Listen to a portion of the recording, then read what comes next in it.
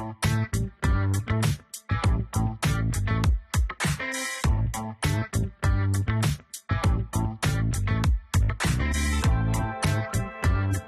back to Running on Ice, the coolest community in freight. I'm your host, Mary O'Connell, bringing you the latest tech updates, warehouse news, and everything happening in the cold chain world. Not only is there the coolest show in freight, but there is Running on Ice, a newsletter that could not be colder. You can subscribe to that on freightwaves.com/runningonIce. Today we are joined by Dr. Cliff Glade and Dr. Bob DiLoretto. Welcome back to Running on Ice, guys. Thank you. Thank you. I know it's a little different this time. I'm not Sydney, but we're going to have a good time today. So I think you guys probably did it before, but let's hit it again. Why don't you guys give us a brief rundown of your background and kind of how TC got started? Cliff, why don't you go first? Sure.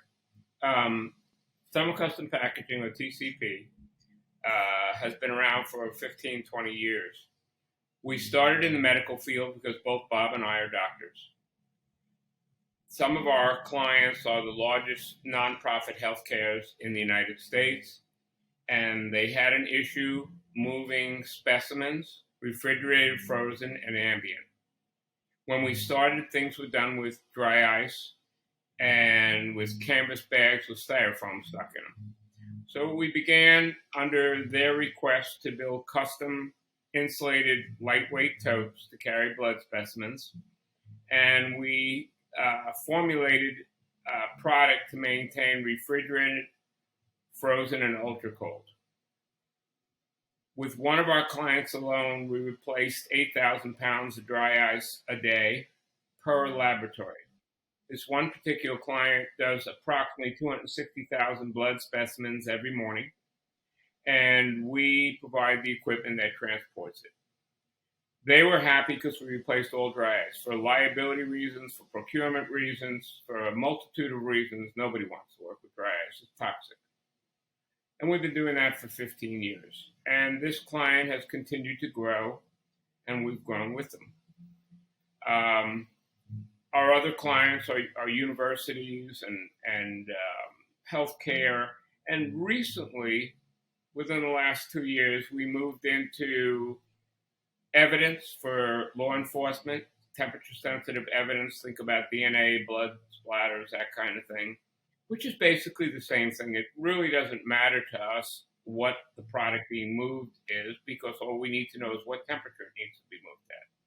And finally, about a year or so ago, large grocery chains got a hold of us because during the pandemic, people didn't want to go to the grocery chains, and they were being requested to do home deliveries, which is what we refer to as a closed-loop delivery.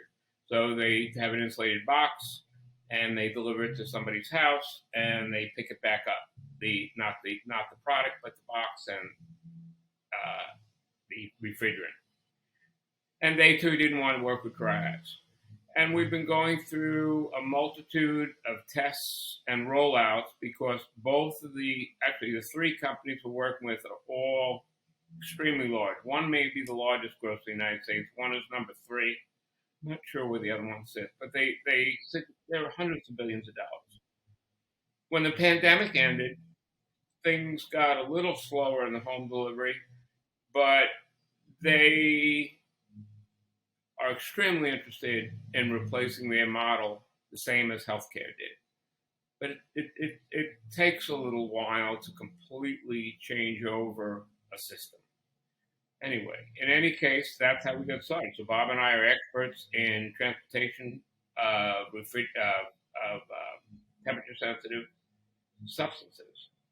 Well, what was happening, in real world, what was happening is one of our clients that bases out of the West Coast, but is in all the United States, would buy 100,000 pounds of dry ice. They had problems procuring it. None of their management wanted to procure it.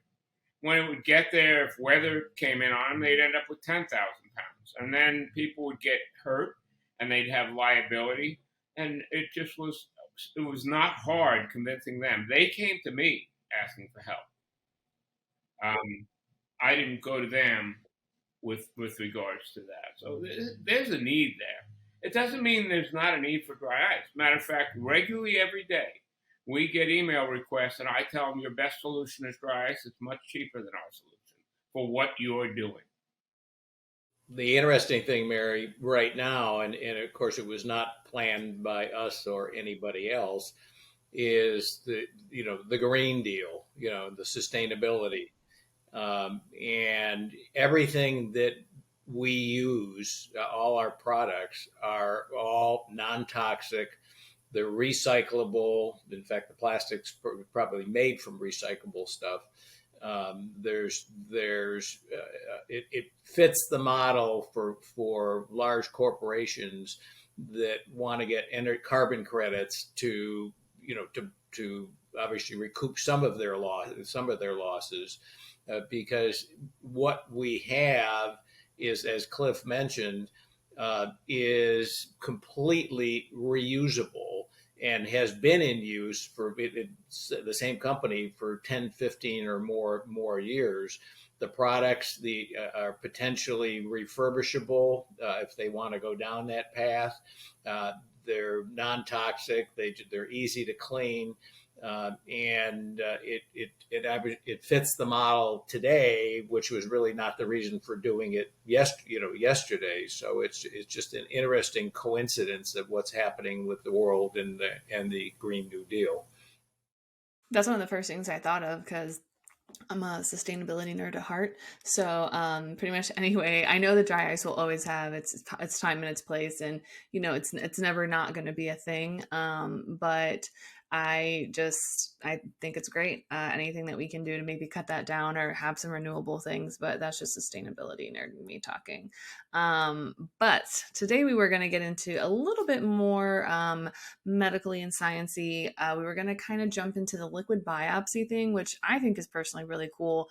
But can you guys explain just the basic principles behind a liquid biopsy and kind of what it's used for and how it might differ from traditional biopsy methods?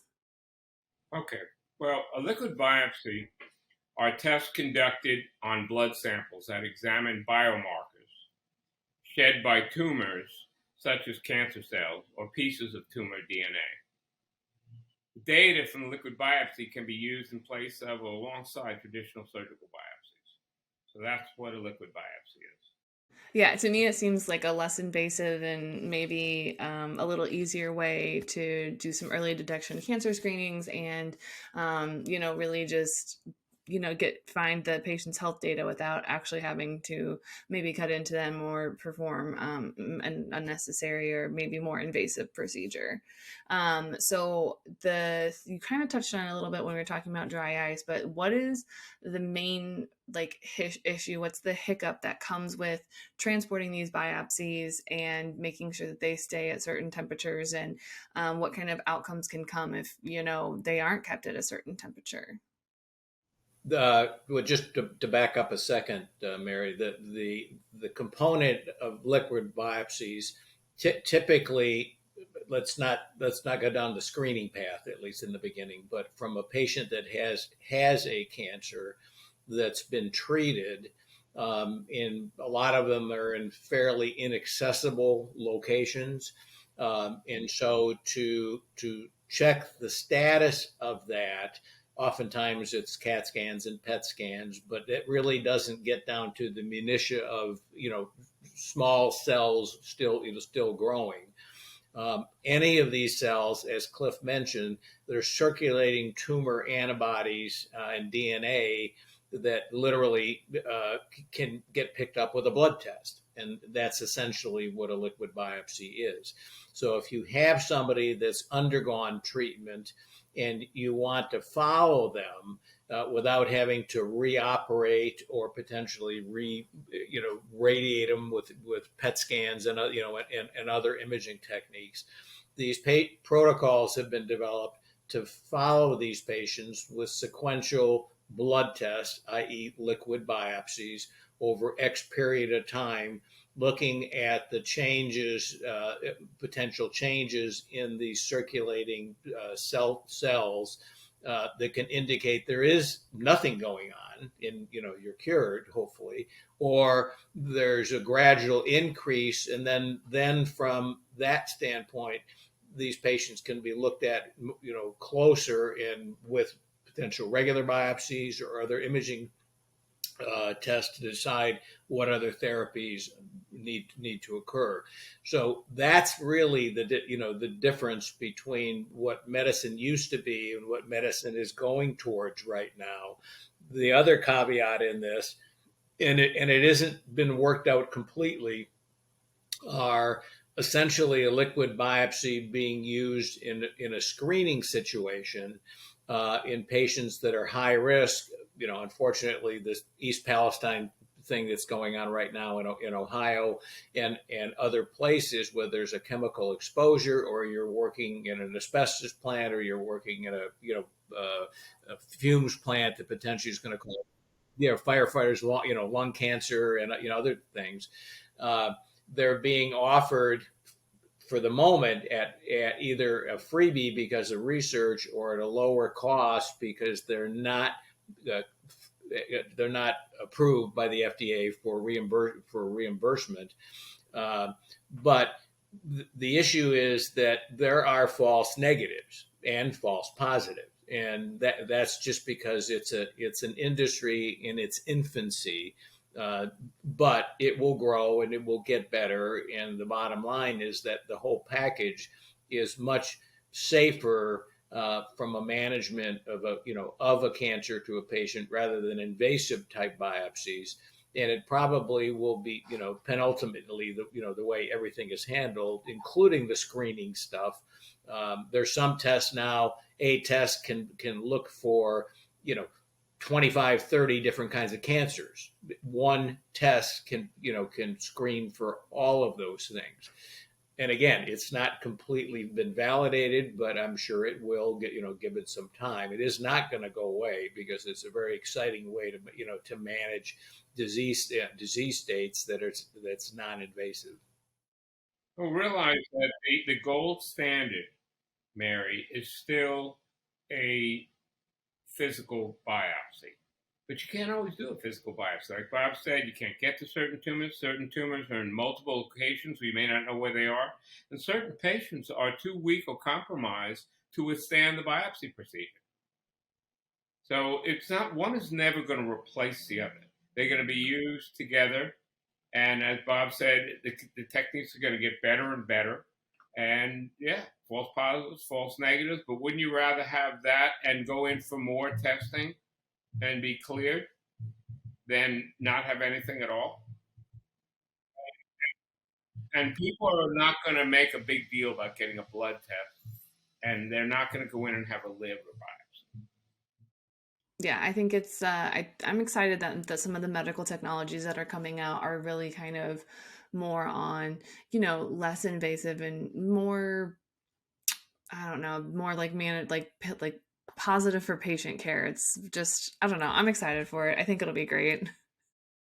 So there's actually a spin-off of this technology that's being redeveloped right now. There were some issues a few years ago with some companies that will remain unmentioned that tried to invest. They got billions of dollars in funding, and it turned out to be a scam. But there's other companies nowadays that literally have point of care devices, which is a little thing sitting in like your printer, sitting in your office, and you put your finger in it, and it does a real, like a diabetic would be checking for blood from a finger stick, but this is all automated, so nobody has to do it. That little stick, when it or something something called microarrays, little tiny amounts of fluid, uh, are put on a paper dot or in a tiny capillary tube, and then the machine stores the that sample, and then stored cold. And then that whole thing can be transferred to a lab, so you can actually have automated blood testing that doesn't require any clinical support. Um, I mean, literally, you just put your finger in the hole in this thing, and it does it. That is That is kind of so game changing that you could just like walk into like a Walgreens or a CVS and just put your finger in and just get all this information. I think that that's amazing, and I love where medical technology is going. I think I'm excited for it. Back to your original question about the temperature, it depends on the test. Um, whether it's just a simple blood test for some chemistries, whether it's a blood test that has to do with the circulating tumor cells, whether it has to do with a blood test potentially picking up, looking for DNA and RNA changes and, specific, gene sequencing thing. Everything requires a different temperature for storage and transport, and then long term storage, because it can be kept for years. That's back to -80 or -80 or below, but not the initial receipt of the product and then the initial transport of the product. And every one of them has, within the normal temperature ranges, but there's a specific temperature range that these have to be kept at. And that's basically where we come in, because with our PCMs, phase change material, can keep something at a specific temperature, based on obviously the insulating container that it's in, for a significant period of time, that allows storage and local transport back to the main lab, which is the differential that we have that nobody else has. So I guess what happens to these samples if like they was the test, it could it potentially come back with like a inaccurate test result if it falls out of that temperature range? Like for example, someone who is not using your technology, they're just using a dry ice, or something gets stuck or doesn't make it on a cargo jet to make it over to the mainland or anywhere it needs to be in time. Is that when like that quality of that sample starts to decline and some of those um No question. The degradation of the product. DNA and RNA are extremely sensitive. Bob referenced whole blood and CBCs and chem screens. They're a refrigerated product.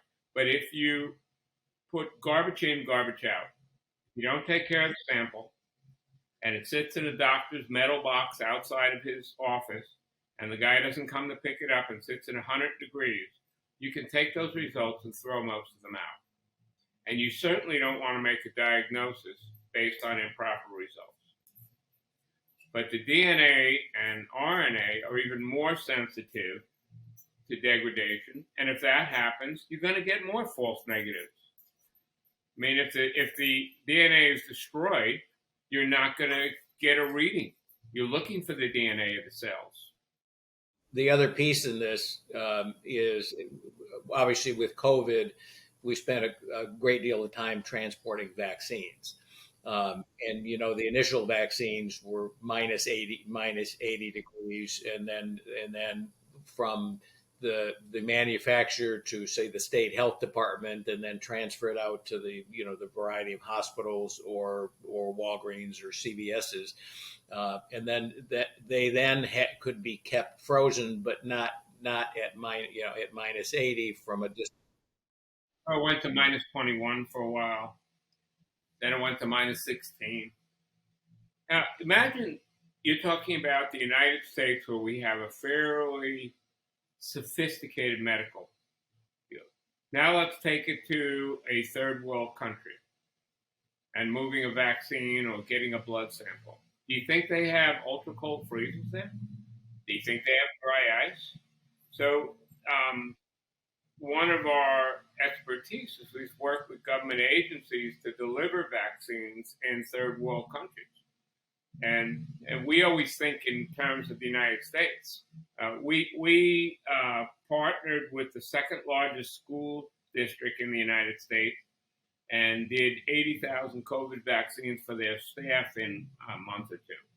And they came to us and basically said, we have no idea how to do this. And we said, piece of cake. Here's how you do it. And it went really, really well. Did it not, Bob? It went great. In fact, they're still using the products to transfer food for lunches for the kids. Same. Well, and they're starting to do children's vaccines, the rest of the vaccines, in they spent $100,000, if I remember right, and they replaced all dryers and refrigeration, and now are on year 2 or 3 using the same products. That's insane. That is so game changing for that. Like, I feel like the applications for that in like developing countries are just endless. Once they get the actual product, they can just, you know, continue to use it in literally endless opportunities.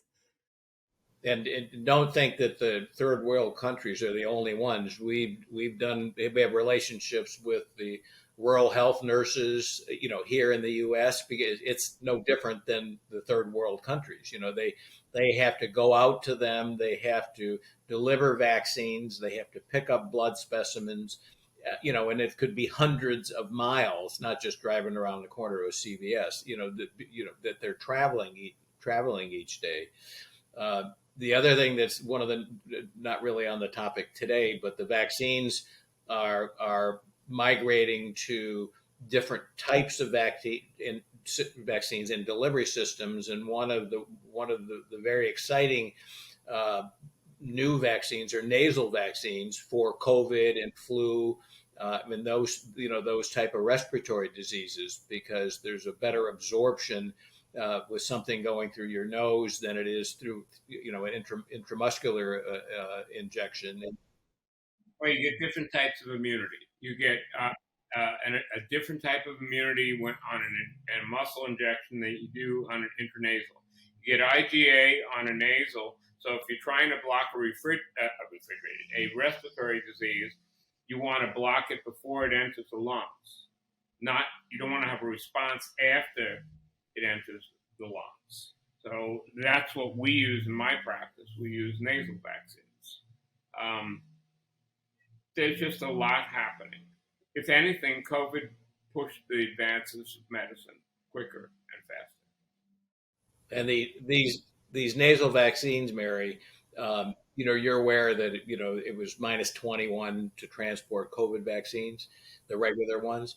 You cannot do that with the nasal vaccines because it will kill the vaccine, and so those need to be kept at minus 3 to 5 or whatever is specific for that vaccine. So it's not even the same technology that was used to transport. And generally speaking, we have whatever temperature you need, but you can't. It's not one size doesn't fit all for what happened and what's happening. And similarly with the DNA test versus the liquid biopsy test versus, everything has specific parameters. And the one fortunate thing that we can do is deliver those parameters. Well, I think what Bob's alluding to is that colder is not always better.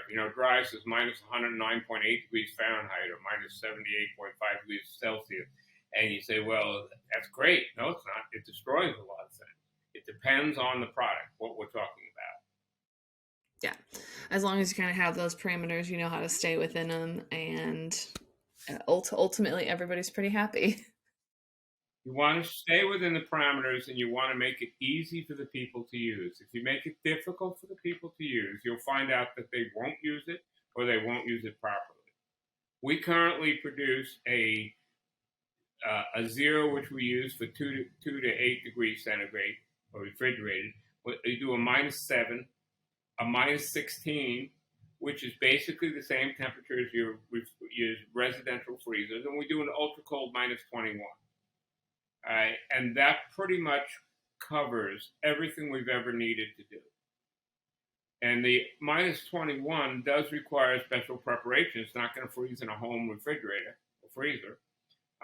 So we tend to tell those institutions that want to do this, are you sure you need minus 21? And I would have to say, Bob, that 99% of the time I'm moving to minus 16 because they don't need minus 21. They thought colder is better, and it really isn't, and it's incrementally a lot harder to freeze it and keep it frozen than the minus 16. So that's sort of the support things that I mentioned way in the beginning that we offer.